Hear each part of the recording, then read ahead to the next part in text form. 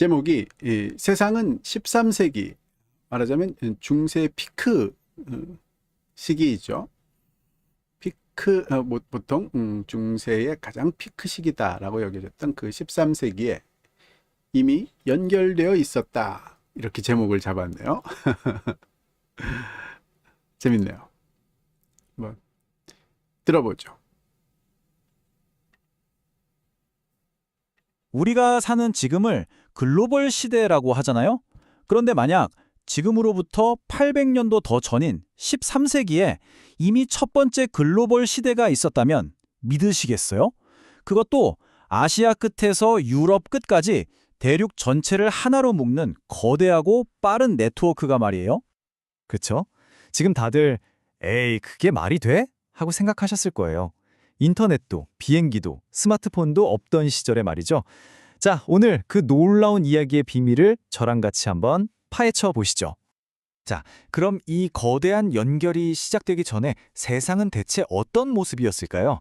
당시 유라시아 대륙은요, 사실상 두 개의 거대한 세상으로 나뉘어 있었어요. 뭐랄까, 서로가 존재하는지도 바물가물했던 완전히 다른 두 행성 같았다고나 할까요? 와, 이 표 좀 보세요. 진짜 극과 극이죠? 한쪽에서는 기사들이 성을 지키고 십자군 원정을 떠나고 있는데 다른 한쪽에서는 거대한 도시의 상인들이 화약이나 나침반처럼 세상을 통째로 바꿀 발명품들을 막 쏟아내고 있었던 거예요. 진짜 완전히 다른 행성 이야기 같지 않나요? 이 두 세계를 잇는 길이라고는 딱 하나, 그 유명한 실크로드 뿐이었어요. 근데 이게 지금 우리가 생각하는 그런 고속도로가 아니고요. 겨우겨우 연결된 좁은 오솔길 같은 거였죠. 소수의 상인들이 정말 목숨 걸고 아주 느리게 오갔을 뿐이에요. 세상을 바꾸기엔 턱없이 부족했죠. 그런데 바로 그때 이 모든 판을 그냥 단번에 뒤집어 엎어버리는 세력이 역사의 무대에 등장합니다. 네, 바로 몽골 제국이죠. 이건 그냥 새로운 강대국이 나타났다, 이 정도 수준이 아니었어요. 말 그대로 게임 체인저의 등장이었습니다.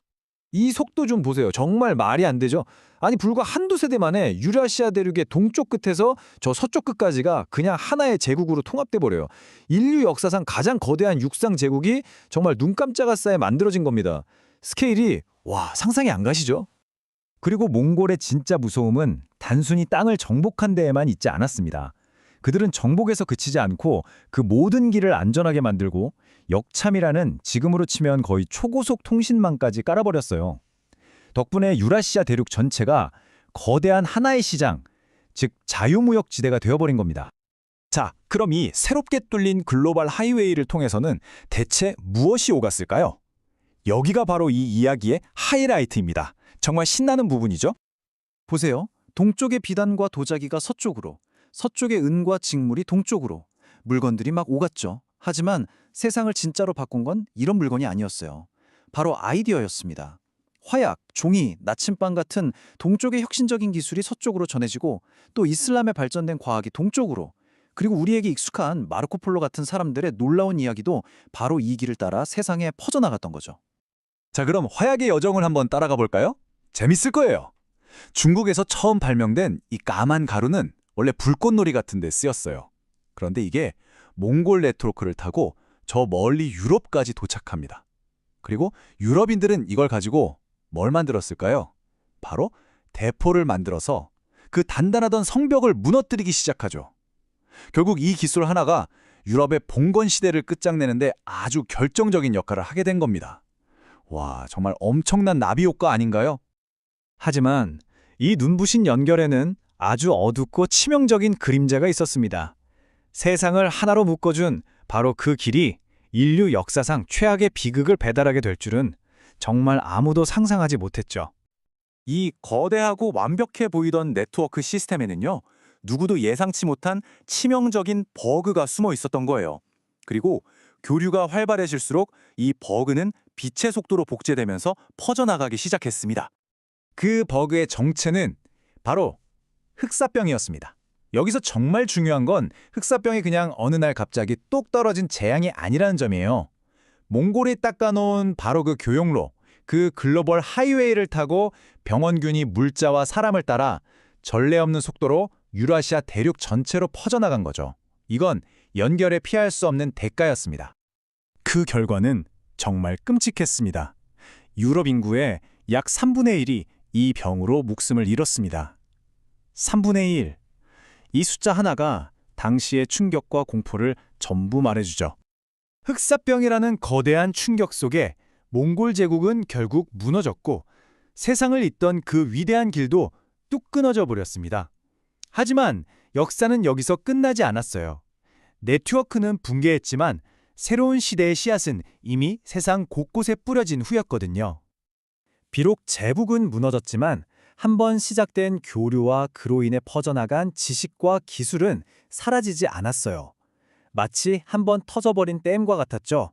물길은 막혔어도 그 물이 닿은 곳곳에서는 이미 새로운 생명이 싹트고 있었던 겁니다.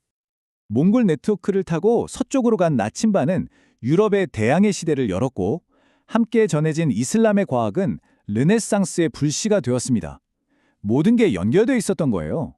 결국 13세기의 이 위대한 연결과 그로 인한 충돌이 우리가 아는 근대라는 시대의 문을 활짝 열어젖힌 결정적인 열쇠였던 셈입니다. 자, 그럼 마지막으로 이런 질문을 한번 던져보고 싶습니다. 역사상 첫 번째 글로벌 네트워크는 눈부신 진보와 끔찍한 재앙을 동시에 가져왔습니다. 그렇다면 모든 것이 실시간으로 연결된 지금 우리의 이 하이퍼 커넥티드 디지털 세상은 인류에게 또 어떤 미래를 가져다 줄까요? 한 번쯤 깊이 생각해 볼 만한 질문 아닐까요? 네. 이번은 그건 아주 AI가 아주 재밌게 만들어졌네요. 생각보다 꽤 재밌는 톤으로 이야기의 흐름을 잘 만들어줬네요. 신기하네요.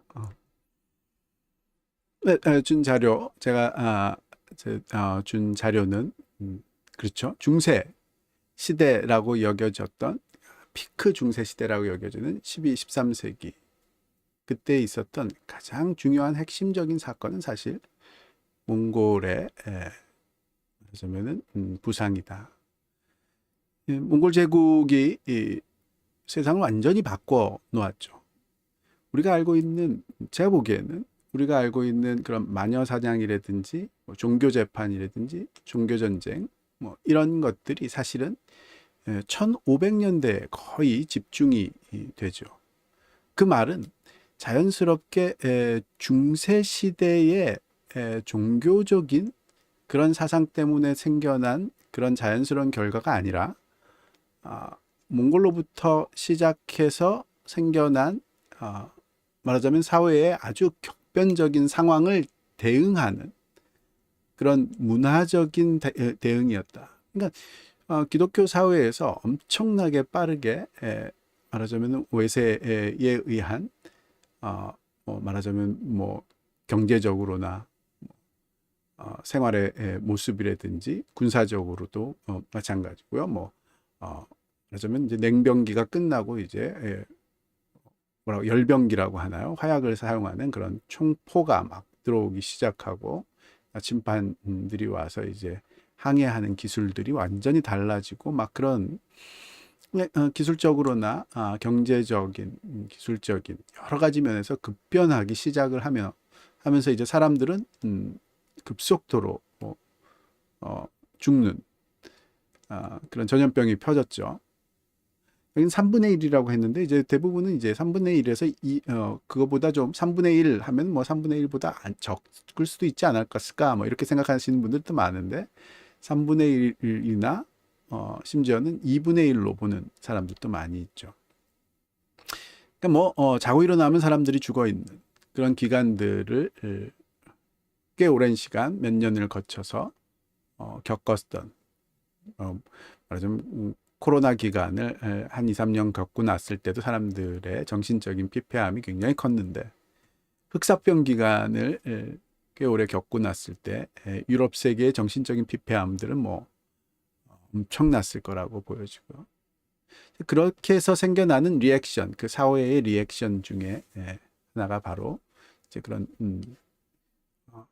자주 일어나게 되는 그런 종교 전쟁이라든지 또 마녀 사냥이라든지 종교 재판 이런 것들이 속해져 있었던 거라고 제가 판단하기에는 그렇게 판단이 되네요. 그렇다면 이런 몽골의 부상의 의미는 뭔가, 또 몽골이 부상하게 된 그런 원인은 뭔가. 여러 사람들이 뭐 그게 이제 기후의 변화 때문에 그랬었다. 그래서 이제 유목민들이 자기의 생활 터전을 잃게 되면서 살아남기 위해서 제국을 형성하고, 그러면서 이제 폭발적으로 정복해가는 뭐 그런 일이 있었다.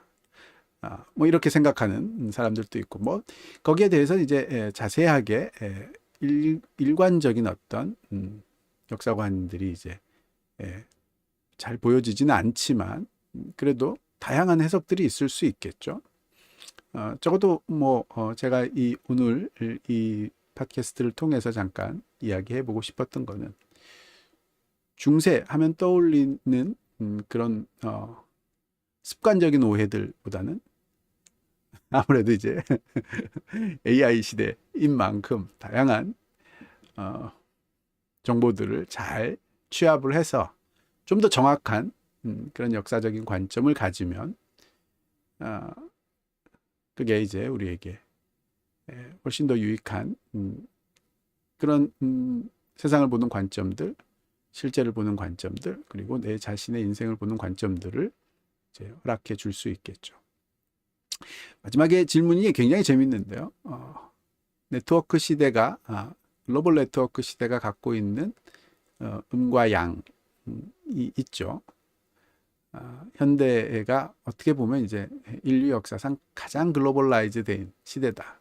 만약에 성경에 나오는 바벨탑 시대가 사실이 아니고 어떤 상징적인 거라면, 그게 실제적인 문자적인 사실이라면 뭐 그때가 가장 글로벌라이즈 돼 있는 그런 시대이긴 하겠죠. 하지만 거기에 견줄 만큼 엄청나게 글로벌라이즈 돼 있는, 완전히 커넥티드 돼 있는 그런 시대, 그 시대가 주는 엄청난 편리함도 있지만, 분명히 또 바벨탑 시대도 마찬가지고, 몽골에 의한 글로벌라이제이션 시대도 마찬가지고, 또 뭐 유럽에서 아메리카로 넘어갔을 때도 마찬가지였죠. 그런 세계가 연결되기 시작하면서 생겨나는 또 다른 음적인 어둠의 그림자들도 있죠. 그게 뭘까 잘 판단하고 준비하고 거기서 살아남는, 그걸 이겨내는 그런 또 지혜가 필요하지 않을까, 그런 생각도 해보게 되네요. 그럴 때 이제 기독교적인 세계관, 진리에 대한 관점들이 많은 사람들에게 유익하고 좋은 그런 영향들을 잘 끼칠 수 있으면 좋겠네요.